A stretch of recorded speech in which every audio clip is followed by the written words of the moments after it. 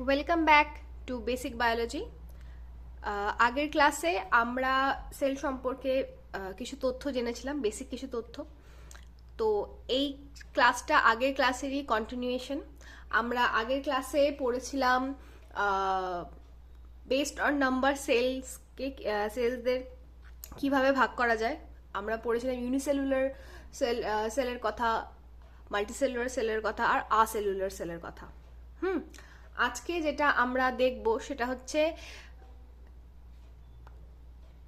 প্রকারভেদে সেলকে আমরা কভাগে ভাগ করতে পারি, মানে সেলের স্ট্রাকচার, সেলের গঠন, সেলের মধ্যে যে জিনিসগুলো থাকে সেগুলোর উপর ডিপেন্ড করে আমরা সেলকে কত রকমভাবে ভাগ করতে পারি। ঠিক আছে, তাহলে এই যে আজকের যে ভাগটা করব এটা সেলের নেচারের উপর বেস করে ভাগ করা। ঠিক আছে, আচ্ছা, তাহলে আমরা আজকের আমাদের যেটা টাইটেল টপিক সেটা হচ্ছে টাইপস অফ সেল। তাহলে দু রকমের সেল আমরা দেখতে পাই, একটা তো হচ্ছে ইউক্যারিওটিক সেল, আরেকটা হচ্ছে প্রোক্যারিওটিক সেল। ঠিক আছে, আচ্ছা, এই ইউক্যারিওটিক কথাটা যখন আমরা ভাঙবো তখন আমরা দেখতে পাবো ইউ কথাটার অর্থ হচ্ছে ট্রু, আর ক্যারিয়ন কথাটার অর্থ হচ্ছে নিউক্লিয়াস। ঠিক আছে, সেম ভাবে প্রো কথাটার অর্থ হচ্ছে বিফোর, আর ক্যারিয়ন কথার অর্থ হচ্ছে নিউক্লিয়াস। ঠিক আছে, আবার বলে রাখি ইউক্যারিওটিক সেলরা কিন্তু অ্যাডভান্স সেল, অ্যাডভান্সড। ঠিক আছে, আর প্রোক্যারিওটিক সেলরা হচ্ছে প্রিমিটিভ। এখানে লিখে দিচ্ছি আমি প্রিমিটিভ সেল। ঠিক আছে, কেন এরা প্রিমিটিভ সেল? কারণ এই টাইপের সেল মানে প্রোক্যারিওটিক সেলগুলো আমরা ছোট অর্গানিজম বা যেই অর্গানিজমগুলো অত অ্যাডভান্স নয় তাদের মধ্যেই দেখতে পাই, যেমন ব্লু গ্রিন অ্যালগি, ব্যাকটেরিয়া ইত্যাদি ইত্যাদি। আর eukaryotic cell obviously advance cell, তাই উন্নত প্রাণীর মধ্যে আমরা দেখতে পাই। অ্যানিমালস এখানে আমি লিখেছি, কিন্তু অ্যানিমালস এর মধ্যে ডিভিশন হয়। এখানে ইউক্যারিওটিক অ্যানিমালস যেমন হিউম্যানস, হর্স, কাউ, গোট, যা বলবেন এই অ্যানিমালসগুলো। আর ট্রিজ মানে ইউক্যারিওটিক ট্রিজ আলাদা থাকে, আর কিছু কিছু প্লান্টসও থাকে যারা প্রোক্যারিওটিক, মানে সো কল্ড অ্যালগিরা কিন্তু প্লান্টের মধ্যে আসে, মানে শ্যাওলারা তো প্লান্টের ক্লাসিফিকেশনে আসে, এবার ব্লু গ্রিন অ্যালগিরা কিন্তু আবার প্রোক্যারিওটিক সেল। ঠিক আছে, তো মোট কথা হচ্ছে উন্নত অর্গানিজম হলে সেটা ইউক্যারিওটিক সেল দিয়ে তৈরি হবে, আর প্রিমিটিভ বা অনুন্নত অর্গানিজম হলে সেটা প্রোক্যারিওটিক সেল দিয়ে তৈরি হবে। ঠিক আছে, এইখানে দুটো পিকচার আমি দিয়েছি। প্রথমে প্রোক্যারিওটিক সেলটায় আমি আসবো, এটা হচ্ছে একটা প্রোক্যারিওটিক সেলের ছবি। আচ্ছা, এই ছবিটা আর এই ছবি দুটো দেখেই মনে হচ্ছে, ডায়াগ্রামগুলো দেখেই মনে হচ্ছে যে এই জিনিসটা মানে যে প্রোক্যারিওটিক সেলটা এটা অনেক সিম্পল, মানে বিশেষ কিছু এর ভেতরে নাই। কিন্তু যখন ইউক্যারিওটিক সেলসগুলো আমরা দেখছি, এই দুটো সেল এর মধ্যেও পার্থক্য আছে, আমি বলছি আস্তে আস্তে। এই দুটো এই সেলটার থেকে অনেক অ্যাডভান্স, দেখতেই অ্যাডভান্স লাগছে, মনে হচ্ছে যে হ্যাঁ এর ভেতরে অনেক জিনিসপত্র আছে, এটা অনেক অ্যাডভান্স। আচ্ছা, এই যে সেলটা এটা হচ্ছে প্লান্ট সেল। ঠিক আছে, মানে পার্টিকুলারলি এই সেলটা উদ্ভিদদের ক্ষেত্রেই দেখা যায়, মানে এই রকম সেল উদ্ভিদের ক্ষেত্রেই দেখা যায়। আর এই যে সেলটা আছে না, এই সেলটা কিন্তু হচ্ছে অ্যানিমাল সেল। এবার কিছু বেসিক ডিফারেন্স আমি দেখাই। সেটা হচ্ছে একটি সেলকে সেল হতে গেলে তার, আমি আগের দিনই বললাম, বেশ কিছু ক্রাইটেরিয়া ফলো করতে হয়। তাদের মধ্যে একটা হচ্ছে যে নিউক্লিক অ্যাসিড থাকতে হবে, এবং নিউক্লিক অ্যাসিডটাকে প্রপার সেটা নিউক্লিয়াস ফর্মে থাকবে, সেটা একটা মেমব্রেন বাউন্ড অবস্থায় থাকবে, যেটাকে আমরা নিউক্লিয়াস বলি। এখানে এইটা হচ্ছে নিউক্লিয়াস, আমি শুধু এনইউ লিখছি, আর এইটা হচ্ছে নিউক্লিয়াস, এটা হচ্ছে উদ্ভিদ কোষের ক্ষেত্রে। এইখানে যদি আমরা দেখি মেমব্রেন বাউন্ড কোনো নিউক্লিয়াস কিন্তু আমরা দেখতে পাচ্ছি না। এর যে নিউক্লিক অ্যাসিডটা বা এর যে জেনেটিক ম্যাটেরিয়ালটা সেটা কিন্তু কোনো মেমব্রেন বাউন্ড কিছুর মধ্যে নেই। ঠিক আছে, এটা এমনি হ্যাপাজার্ড আছে। এটা হচ্ছে বেসিক ডিফারেন্স ইউক্যারিওটিক সেল আর প্রোক্যারিওটিক সেলের মধ্যে। ইউক্যারিওটিক সেলে সবসময় একটা মেমব্রেন বাউন্ড নিউক্লিয়াস থাকবে, যেটা প্রোক্যারিওটিক সেলে কখনোই থাকে না। এছাড়াও অনেক ডিফারেন্স আছে, যেমন এই সেল দুটো আমরা যদি নোটিস করি, আমরা আরো কিছু সেল অর্গানেলি, বাংলাতে যেটা বলে কোষ অঙ্গাণু, এই জিনিসগুলো আমরা দেখতে পাচ্ছি। প্রোক্যারিওটিক সেলের ক্ষেত্রে কিন্তু কোনো মেমব্রেন বাউন্ড কোষ অঙ্গাণু থাকে না, শুধু একটা কোষ অঙ্গাণু মানে দু ক্ষেত্রেই থাকে, সেটা হচ্ছে রাইবোজোম। রাইবোজোম জিনিসটা দু টাইপ অফ সেলেই থাকে। ঠিক আছে, তো এরপরে আমি একটু নেক্সট স্লাইডে চলে যাব।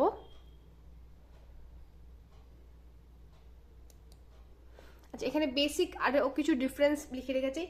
প্রোক্যারিওটিক ইউক্যারিওটিক সেলের ডিফারেন্স সব জায়গাতেই অ্যাভেলেবেল, সব জায়গাতে।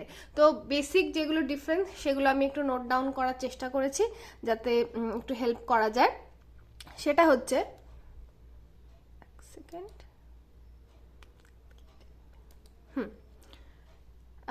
সেটা হচ্ছে ফার্স্ট অফ অল আমি যেটা বললাম পয়েন্ট নাম্বার 1, সেটা হচ্ছে প্রোক্যারিওটিক যেটা সেল সেখানে কি থাকবে না, মেমব্রেন বাউন্ড নিউক্লিয়াস থাকবে না। ইউক্যারিওটিক সেলের ক্ষেত্রে মেমব্রেন বাউন্ড নিউক্লিয়াস থাকবে না। এটা most important difference between them. আর প্রোক্যারিওটিক সেলগুলো কি হয়, স্মল হয়, মানে কম্পারেটিভলি স্মলার ইন সাইজ হয়। এদের সাইজটা 1 থেকে 10 μm এর মধ্যে। ঠিক আছে, সে জায়গায় যদি ইউক্যারিওটিক সেলকে তুলনা করা যায় বা কম্পেয়ার করা যায়, সেক্ষেত্রে কিন্তু এটা যথেষ্ট বড়, 10 থেকে 100 μm এর মধ্যে। আরেকটা জিনিস হচ্ছে, সেল থেকেই কিন্তু সেল তৈরি হয়। একটা সেল ডিভাইড হয়ে আরেকটা সেল তৈরি হয়, মানে আমাদের শরীরে যত সেল আছে এগুলো তো ম্যাজিক্যালি অ্যাপিয়ার হয় না, একটা সেল থেকেই আরেকটা সেল তৈরি হয়। এবার ইউক্যারিওটিক সেলের ক্ষেত্রে যেটা হয় সেটা হচ্ছে, এটা মাইটোটিক ডিভিশনের মাধ্যমে একটা থেকে আরেকটা হয়। আরেক রকম ডিভিশন হয়, সেটা হচ্ছে মিওটিক ডিভিশন। এবার মিওটিক ডিভিশনটা শুধুমাত্র রিপ্রোডাকশনের ক্ষেত্রে কাজে লাগে, রিপ্রোডাক্টিভ পারপাসে ওটা ওই সেল ডিভিশনটা হয়। আদারওয়াইজ আমাদের শরীরে নর্মাল যে সেলগুলো আছে, যেগুলোকে আমরা সোমাটিক সেল বলি, সেগুলো কিন্তু মাইটোটিক ডিভিশনের মাধ্যমেই হয়। কিন্তু প্রোক্যারিওটিক সেলে কি হয়, সেটা বাইনারি ফিশনের মাধ্যমে হয়। মানে বাইনারি ফিশন জিনিসটা খুব মজার। একটা জিনিসকে যদি দু টুকরো করে দেয়, ধরুন আপনার কাছে একটা কিছু আটার একটা গোলা আছে, সে আটার গোলাটাকে আপনি মাঝখান থেকে কেটে দু টুকরো করে দিলেন, তো দুটো আটার গোলা হয়ে গেল। বাইনারি ফিশনটা অনেকটা সেরকম, একটা অর্গানিজম ভেঙে দুটো হয়ে যায়। আচ্ছা, প্রোক্যারিওটিক সেলে যেটা হয় সেটা হচ্ছে, ম্যাক্সিমাম যে ওদের জেনেটিক মেটেরিয়ালটা, নিউক্লিক অ্যাসিড যেটা, সেটা সার্কুলার হয়, মোস্টলি সার্কুলার হয়, আবার কিছু কিছু ক্ষেত্রে সার্কুলার হয়ও না, সিঙ্গেল স্ট্যান্ডার্ড জেনেটিক মেটেরিয়াল হয়। আর যেটা ইউক্যারিওটিক সেল, সেটাতে সবসময় ডাবল স্ট্যান্ডার্ড ডিএনএ থাকে। ডাবল স্ট্যান্ডার্ড ডিএনএ বলতে ছোট্ট একটা ছবি এঁকে দিই আমি, এক সেকেন্ড। এই যে এরকম যে ছবিটা আমরা দেখেছি প্রায়, এটা ডাবল স্ট্যান্ডার্ড। ডাবল স্ট্যান্ডার্ড কেন, ধরুন এটা যদি স্ট্যান্ড 1 হয়, এটা হচ্ছে স্ট্যান্ড 2, তো দুটো দ্বিতন্ত্রী, বাংলায় বলা হয় দ্বিতন্ত্রী। ঠিক আছে, বিনুনির মতো, ওই বিনুনিতে তো যাই হোক 3টে স্ট্যান্ড ধরা হয়, এটা দুটো স্ট্যান্ড এরকম বিনুনির মতো পেঁচিয়ে পেঁচিয়ে থাকে, তাই এটাকে ডাবল স্ট্যান্ডার্ড বলা হয়। প্রোক্যারিওটিক সেলের ক্ষেত্রে এই জিনিসটা দেখা যায় না, আইদার সিঙ্গেল স্ট্যান্ডার্ড হবে, আদারওয়াইজ সার্কুলার হবে। সার্কুলার জিনোম ওদের দেখা যায়। সার্কুলার বলতে জিনিসটা ঠিক এই রকম গোল হয়, আদারওয়াইজ এরকম হ্যাপাজার্ড প্রথম যে ছবিটা দেখালাম সেরকম হয়। আচ্ছা, আরেকটা, এটা আরো ডিটেলস লেখা যায়, আমি লিখিনি। মোস্ট অফ দ্য সেল অর্গানেলিস কিন্তু ও প্রোক্যারিওটিক সেলে অ্যাবসেন্ট থাকে, রাইবোজোমটা বাদে। রাইবোজোমটা দু জায়গাতেই থাকে, বাকি আরো যে সেল অর্গানেলি থাকে, যেমন ধরো লাইসোজোম হয়ে গেল, মাইটোকন্ড্রিয়া হয়ে গেল, প্লান্টসের ক্ষেত্রে প্লাস্টিড হয়ে গেল, তারপরে এন্ডোপ্লাজমিক রেটিকুলাম, এইগুলো কিন্তু মোস্টলি প্রোক্যারিওটিক সেলে অ্যাবসেন্ট থাকে, কারণ এটা প্রিমিটিভ সেল, এত জিনিসের দরকার নেই। আর সেক্ষেত্রে যখন আমি ইয়েতে যাব, ইউক্যারিওটিক সেলের ক্ষেত্রে যাব, সেখানে মোস্ট সেল অর্গানেলিজ কিন্তু প্রেজেন্ট থাকে। একটা পয়েন্ট এখানে বলার, সেখানে হচ্ছে ভ্যাকুয়ালটা।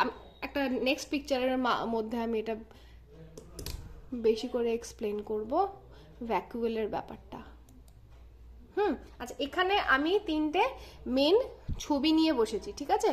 এখানে 3টে ছবি, আস্তে আস্তে একটু দেখাই। আচ্ছা, প্রথমে যে ছবিটা আমি নিয়েছি এইটা বোঝাই যাচ্ছে এটা কি, এটা একটা প্রোক্যারিওটিক সেল। আমি প্রো লিখে দিলাম শুধু।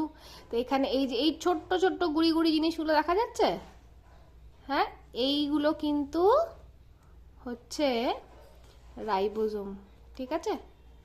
এইগুলো রাইবোজোম। এইটা হচ্ছে সেল মেমব্রেন, সেল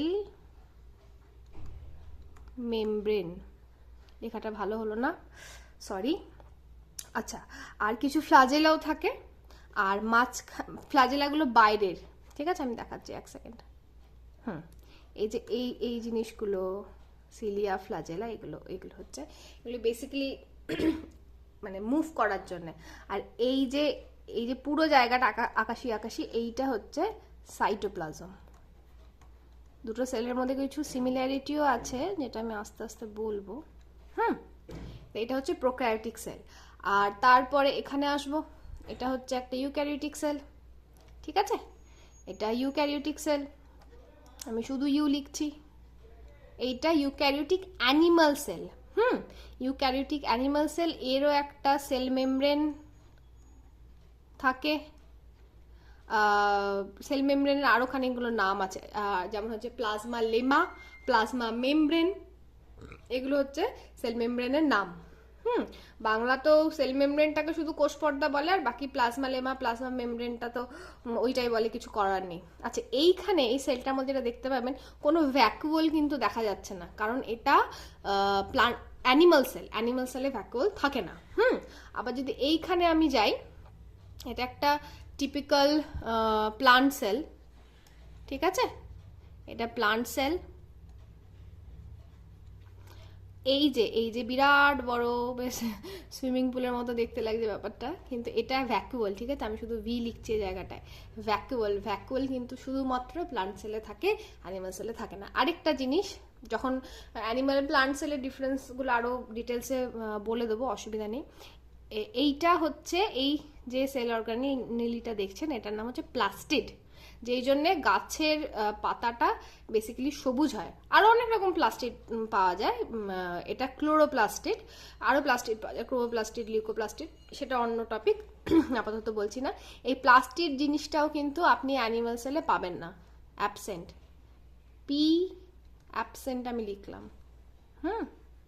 আরেকটা জিনিস, সেটা হচ্ছে প্লান্ট সেলে একটা থাকে সেল মেমব্রেন, ঠিক আছে? সবারই থাকবে। আরেকটা লেয়ার থাকে, একটা অ্যাডিশনাল লেয়ার থাকে প্লান্ট সেলে, সেটা হচ্ছে সেল ওয়াল, ঠিক আছে? এই সেল ওয়াল জিনিসটা কিন্তু অ্যানিমাল সেলে থাকে না, ঠিক আছে? সেল ওয়ালকে বাংলায় বলে কোষ প্রাচীর। আচ্ছা, এরপরে একটু নেক্সট স্লাইডের দিকে আমরা চলে যাব।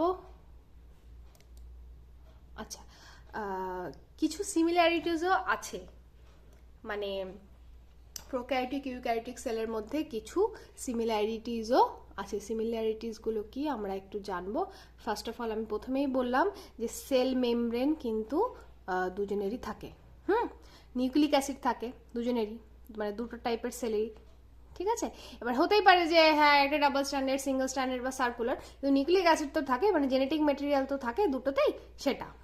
3 নম্বর হচ্ছে রাইবোজোম কিন্তু থাকে, দুটোর ক্ষেত্রে রাইবোজোম থাকে, কিন্তু প্রোক্যারিওটিক রাইবোজোমটা হচ্ছে একটু ইউক্যারিওটিক রাইবোজোমের থেকে আলাদা।